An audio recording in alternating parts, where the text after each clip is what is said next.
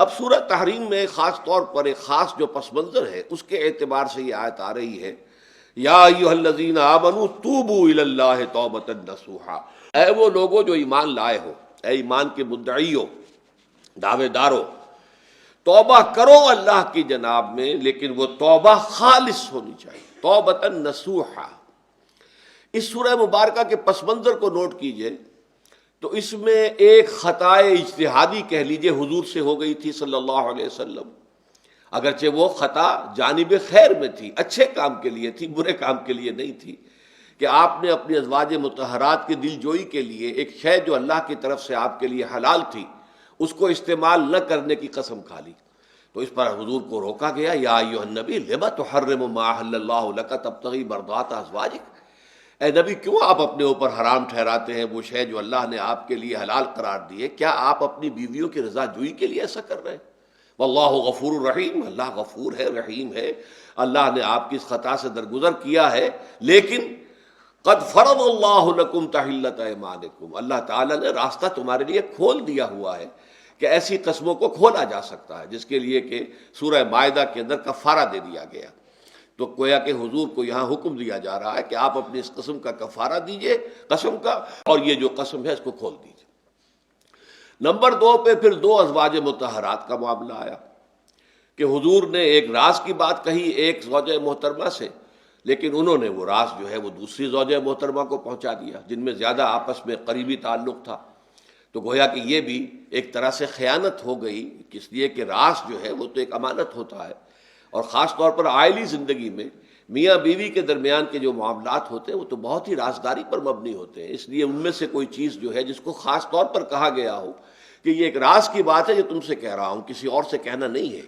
تو اس میں جو غلطی ہوئی ہے وہ بھی ایک بڑی غلطی تھی حضرت عائشہ صدیقہ رضی اللہ تعالی عنہا ان کی۔ تو ان دونوں کے پس منظر میں پھر تیسری بات آئی کہ اہل ایمان اگر تم غافل ہو اپنے اہل و عیال کی طرف سے اس اعتبار سے کہ ان کا کردار کیسا بن رہا ہے، وہ اللہ کے بندے ہیں یا کوئی غلطیاں کر رہے ہیں، خطا کر رہے ہیں، تو دیکھو یہ تم ان کے ساتھ جو ہے وہ محبت نہیں کر رہے، عداوت کر رہے ہو، اس لیے کہ تمہاری اس نرمی، تمہاری اس شفقت اور ان محبت کے اندر اس درجے بڑھ جانا کہ اس میں اللہ تعالیٰ کے جو حرام کردہ امور ہیں ان میں بھی تم ملوث ہو جاؤ، تو یہ گویا کہ در حقیقت تم اپنے آپ سے بھی دشمنی کر رہے ہو اور ان سے بھی دشمنی کر رہے ہو۔ اپنے آپ سے دشمنی کر رہے ہو کہ تمہاری عاقبت خراب ہوگی، ان سے دشمنی کر رہے ہو کہ ان کی اگر تربیت غلط ہو جائے گی تو گویا کہ وہ جہنم کا نوالا بنیں گے۔ اب اس 3 چیزوں کے پس منظر میں فرمایا جا رہا ہے، یا ایھا الذین آمنوا توبوا الی اللہ توبۃ نصوحا، اے ایمان والو، اے ایمان کے دعوے دارو، اللہ کی جناب میں توبہ کرو، لیکن توبہ خالص نصوحا۔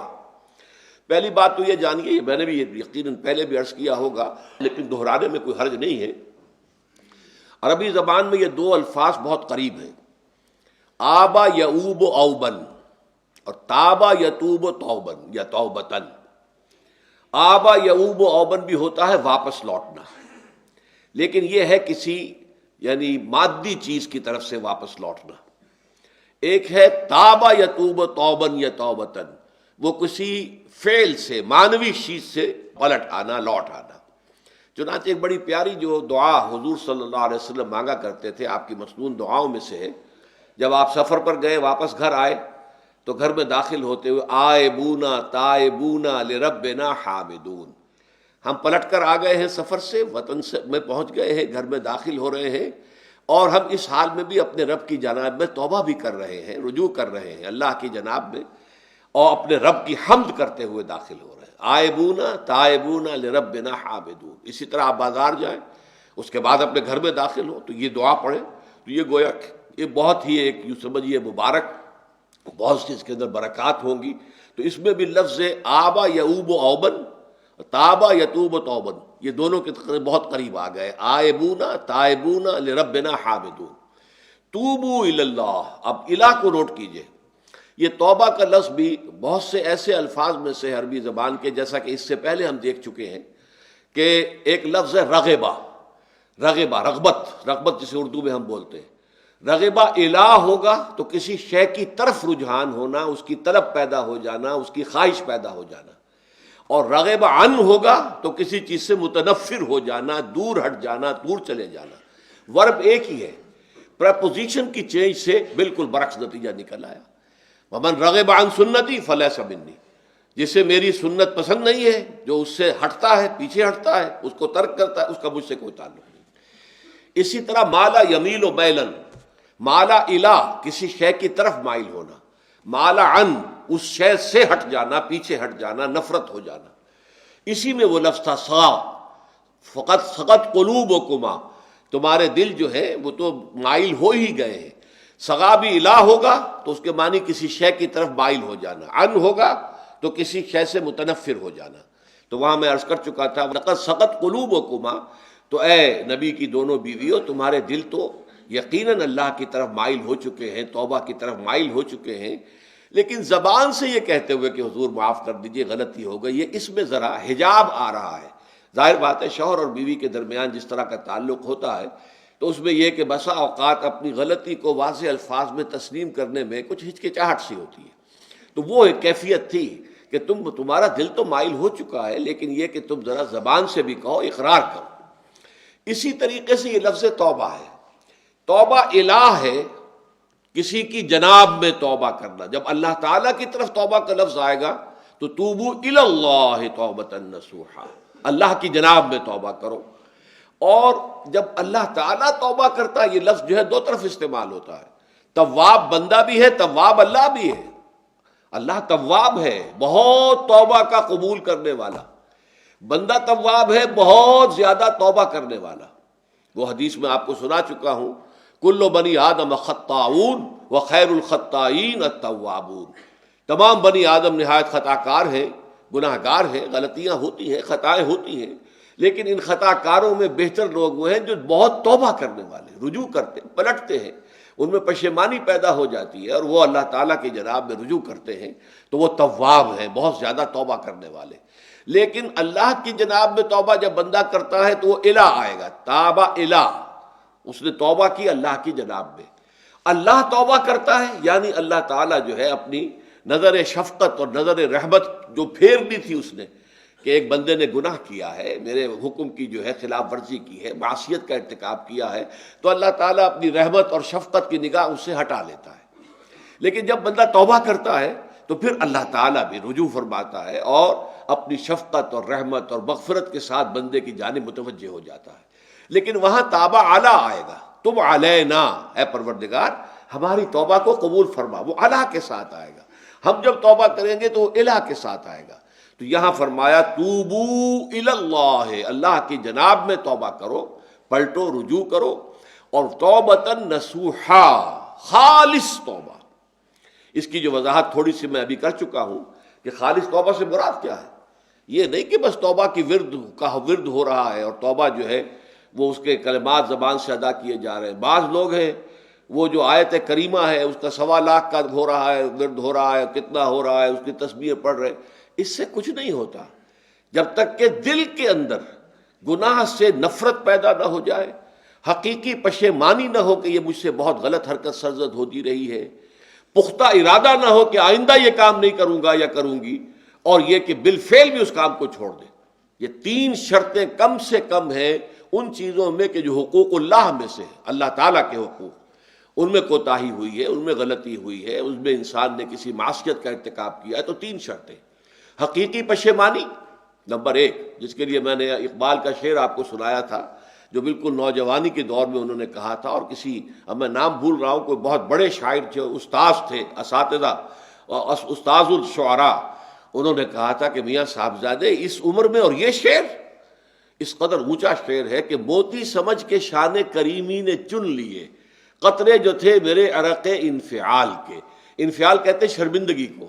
کہ میں جب شرمندہ ہوا کہ میں اللہ کی جناب میں یہ کیا حرکت کر بیٹھا، تو اس سے میرے پیشانی پر جو پسینے کے قطرے رونما ہوئے، اللہ تعالیٰ نے ان کو موتی سمجھ کے چن لیا۔ اللہ تعالیٰ کو بندے کی توبہ سے اتنی خوشی ہوتی ہے۔ وہ حدیث بھی میں آپ کو سنا چکا ہوں کہ تم اندازہ کرو، ایک شخص ہے کہ جو ایک ریگستان میں لقودق صحرا میں سفر کر رہا تھا، اس کا ایک اونٹ تھا جس پر وہ سفر کر رہا تھا، اسی پر اس کا جو بھی راستے کا کچھ کھانا وانا تھا، خوراک تھی، وہ بھی، اس کی پوٹلیاں بھی تھیں اور پانی کی چھاگل بھی بندھی ہوئی تھی۔ تھوڑی دیر کے لیے وہ ایک درخت کے سائے میں بیٹھ گیا استراحت کے لیے، وہ اسی میں آنکھ لگ گئی اس کی۔ اب جب آنکھ کھلی تو دیکھا کہ اونٹ غائب ہے۔ اب اونٹ گویا کہ اس کی زندگی کا واحد سہارا، کہاں جائے گا اب بغیر اونٹ کے؟ اس دوڑا دائیں بائیں، شمال جنوب مغرب مشرق، سب میں کہیں جہاں تک وہ کر سکتا تھا اسے کہیں اونٹ نظر نہیں آیا۔ تو پھر وہ اسی درخت کی سائے میں آ کر بیٹھ جاتا ہے موت کے انتظار میں کہ اب تو موت ہی آئے گی، نہ کھانے کو کچھ، نہ پینے کو پانی، نہ سواری کہ میں کہیں یہاں سے نکل سکوں۔ اچانک دیکھتا ہے کہ وہ اونٹ تو کھڑا ہوا ہے اور وہ سامان بھی موجود ہے۔ تو اس میں فرط مسرت کی وجہ سے خوشی اتنی شدید ہوتی ہے اسے کہ وہ کہنا تو یہ چاہتا ہے اے اللہ میں تیرا بندہ ہوں تو میرا رب ہے، لیکن وہ کہہ یہ بیٹھتا ہے اے اللہ میں تیرا رب ہوں تو میرا بندہ ہے۔ یعنی اتنا وہ اپنے اس میں حواس کھو بیٹھتا ہے خوشی کی وجہ سے۔ اتنی ہی خوشی ہوتی ہے اللہ تعالیٰ کو اپنے کسی گناہ گار بندے کی توبہ سے۔ اب آپ اندازہ کیجئے، یہ ہے جو تشبیہ حضور صلی اللہ علیہ وسلم نے توبہ کی عظمت کے لیے بیان کی۔ تو اس کے حوالے سے، اور میں آپ کو فلسفے کے طور پر بھی بتا چکا ہوں کہ بہت بڑی غلطی جو ہے، جیسے ان دونوں صورتوں کا جو مرکزی مضمون میں نے بتایا تھا کہ خاندانی زندگی میں دو انتہائی کیفیات پیدا ہوتی ہیں، یا میاں بیوی کی موافقت نہیں ہو رہی تو آخری حد ہے طلاق، یا یہ ہے کہ اتنی محبت ہو گئی ہے کہ محبت کی وجہ سے شریعت کی حدود کے اندر رد و بدل ہو رہا ہے۔ تو پہلے کے موضوع کے اوپر سورہ طلاق ہے اور دوسرے موضوع کے اوپر سورہ تحریم ہے۔ تو طلاق کے معاملے میں بھی عیسائیوں سے جو بہت زیادہ غلطی، بہت بڑی سرزد ہوئی، وہ یہ ہے کہ حضرت عیسیٰ نے یہ فرمایا تھا کہ جو شخص اپنی بیوی کو طلاق دیتا ہے گویا کہ ناحق، وہ گویا کہ اس سے زنا کرواتا ہے۔ یعنی یہ کہ طلاق ہو گیا اس کو، اب وہ بیچاری جو ہے وہ بے شوہر کے ہے، عام طور پر مطلقہ سے کوئی شادی نہیں کرتا، تو اب اس کے فتنے میں مبتلا ہونے کا امکان موجود ہے،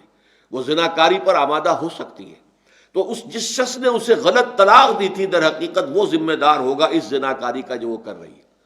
یہ اصل میں ایک اخلاقی تعلیم تھی جس کو کہ انہوں نے قانونی سمجھ لیا اور طلاق کا دروازہ بند کر دیا،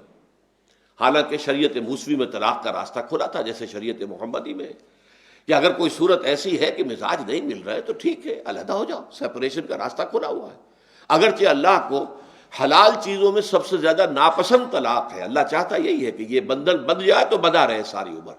لیکن یہ کہ یہ بھی نہیں ہے کہ گھر کے اندر چخ چخ ہوتی رہے، چپکنش چلتی رہے، گھر کے اندر چین نہ رہے، راحت نہ رہے، باہمی اعتماد نہ ہو اور پھر بھی وہ بندھن بندھا رکھا جائے، اس کا کوئی فائدہ نہیں۔ تو قانون وہ تھا لیکن اخلاقی تعلیم یہ تھی، جیسے حضور نے فرمایا ابغض الحلال عند اللہ الطلاق، لیکن ساتھ ہی میں نے وہ حدیث بھی آپ کو سنا دی کہ جو شخص اپنی بیوی کی جو بھی اس کی روش ہے اس سے سخت نالاں ہے، شکایتیں کرتا پھرتا ہے دوسروں سے، طلاق نہیں دیتا، تو اللہ تعالیٰ اس کی دعا سنتا ہی نہیں کہ جب میں نے تمہارے لیے راستہ کھلا ہوا تھا وہ تم اختیار نہیں کر رہے۔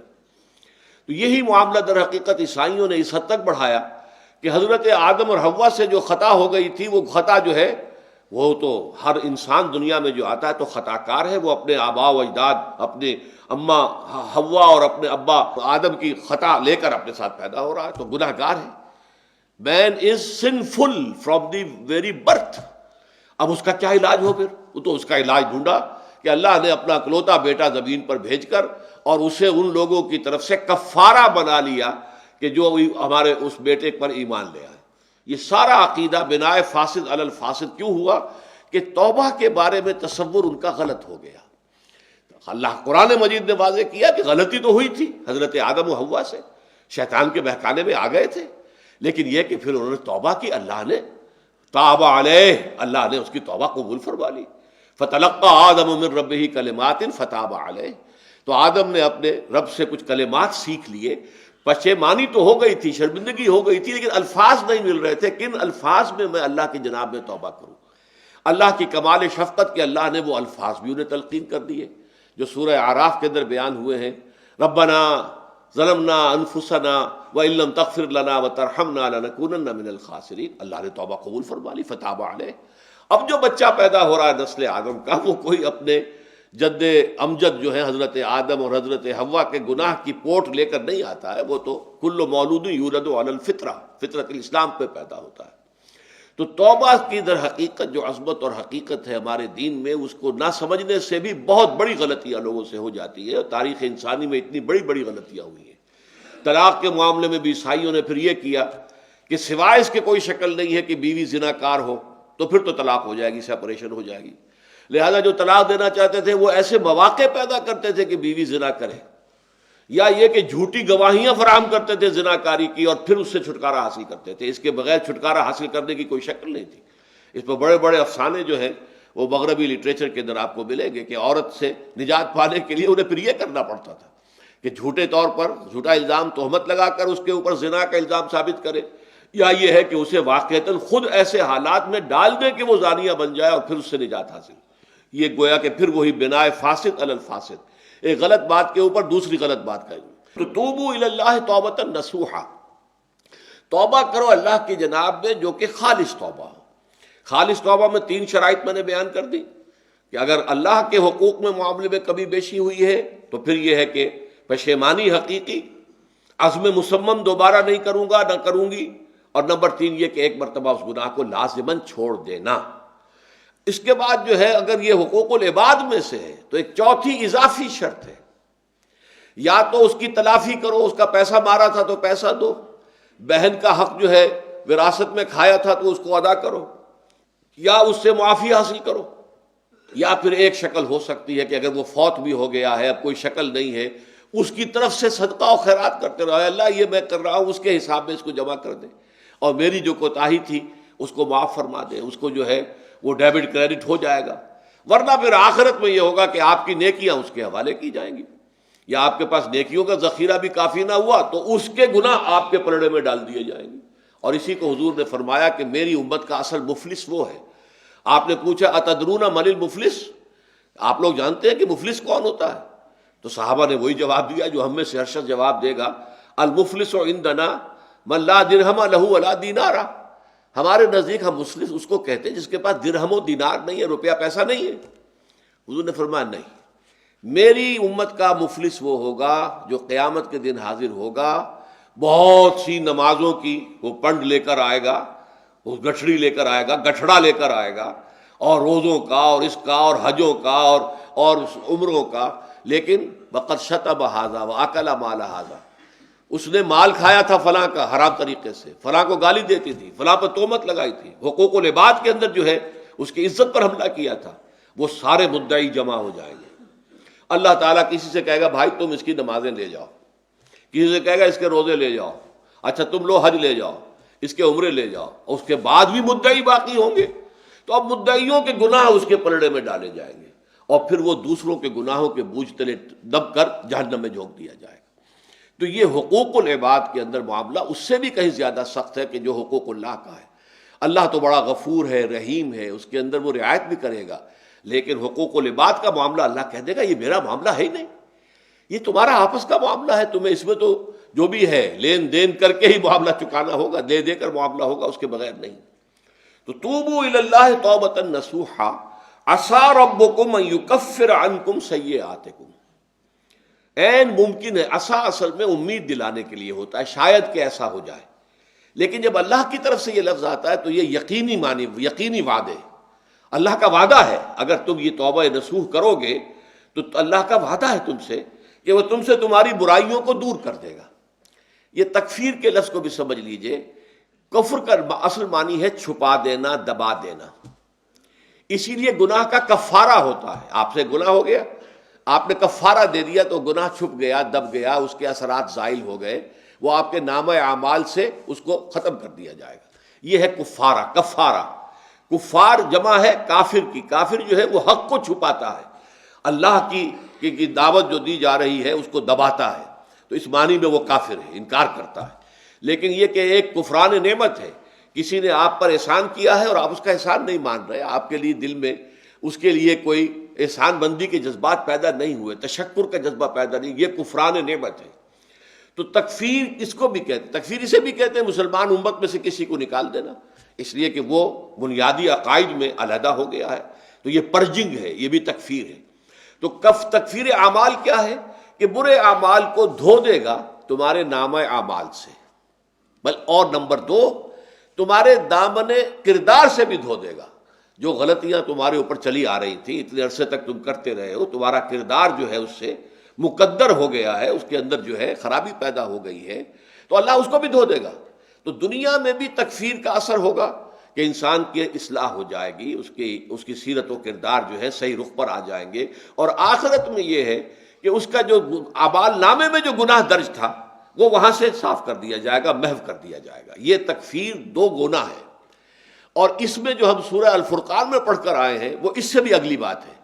اولئک یبدل اللہ سیئاتہم حسنات، جہاں گناہ کا اندراج تھا وہاں اب نیکی کا اندراج ہو جائے گا۔ تمہاری سیرت و کردار میں جو گناہ کا پہلو تھا وہ اب نیکی کے پہلو میں بدل جائے گا۔ یہ تکفیر گویا کہ دنیا میں بھی اور آخرت میں بھی۔ عسیٰ ربکم، امید ہے اور اللہ کا وعدہ ہے کہ وہ تم سے تمہاری برائیوں کو دور کر دے گا۔ مطلب یہ کون انسان ہے جو برائی سے بالکل پاک ہے؟ کل بنی آدم خطاؤن و خیر الخطائین التوابون۔ توبہ کرو، توبہ نصوح کرو، اللہ تعالیٰ دھو دے گا، تمہارے دامن کردار سے بھی داغ اور دھبے صاف کر دے گا، اور تمہارے اعمال نامے سے بھی۔ وَيُدْخِلَكُمْ جَنَّاتٍ تَجْرِي مِن تَحْتِهَا الْأَنْهَارُ، اور تمہیں داخل کرے گا ان باغات میں جن کے نیچے یا جن کے دامن میں ندیاں بہتی ہوں گی۔ یوم لا یخزی اللہ النبی والذین آمنوا معہ، وہ دن کہ جس دن اللہ رسوا نہیں کرے گا نہ نبی کو اور نہ ان کو جو ان کے ساتھ ایمان لائے۔ ان کے ساتھ ایمان لانے، ظاہر بات ہے انبیاء کے رسوا ہونے کا تو کوئی سوال ہی نہیں، یہاں اس کا ذکر جو ہے وہ تو صرف بطور تذکرہ کر دیا گیا، ورنہ اصل کیا ہے؟ جو نبی کے ساتھ ایمان لائے۔ اور نبی کے ساتھ ایمان لانے والوں میں درجہ اول کے لوگ وہ ہیں جو صحابہ کرام ہیں، جو حضور کے زمانے میں تھے، حضور کے ساتھ دیا انہوں نے اپنے جان و مال سے حضور کے مشن کو تقویت پہنچائی، جہاں حضور کا پسینہ گرا وہاں اپنی خون کی ندیاں بہا دی، اپنی جانیں دے دی، تو وہ ہیں اولین۔ لیکن اللہ تعالی ہمیں بھی ان میں شامل کرے، اس لیے کہ جیسے کہ سورہ بقرہ کی جو آخری سے پہلی آیت ہے اس کے اندر بیان فرمایا گیا کہ آمن الرسول بما انزل الیہ من ربہ والمؤمنون، ایمان لائے رسول محمد صلی اللہ علیہ وسلم اس چیز پر کہ جو ان کے اوپر ان کے رب کی طرف سے نازل کی گئی، اور ایمان لائے صاحب ایمان، وہ صاحب ایمان سب کے سب شامل ہو جائیں گے۔ تو قیامت کے دن اللہ تعالیٰ رسوا نہیں کرے گا، یوم لا یخزی اللہ النبی والذین آمنوا معہ، جس دن کہ اللہ تعالیٰ رسوا نہیں کرے گا نہ اپنے نبی کو صلی اللہ علیہ وسلم اور نہ ہی ان کو کہ جو ان کے ساتھ ایمان لائے۔ اور یہ آخرت کی رسوائی جو ہے بہت بڑی رسوائی ہے۔ دنیا کی رسوائی انسان جو ہے اس کو بہت ہلکا سمجھے، آخرت کی رسوائی بہت بڑی ہے۔ پوری خلق خدا جہاں جمع ہوگی، پوری انسانیت جمع ہوگی، تمام آدم سے لے کر آخری انسان تک جمع ہوں گے، اور وہاں اگر رؤوس الاشہاد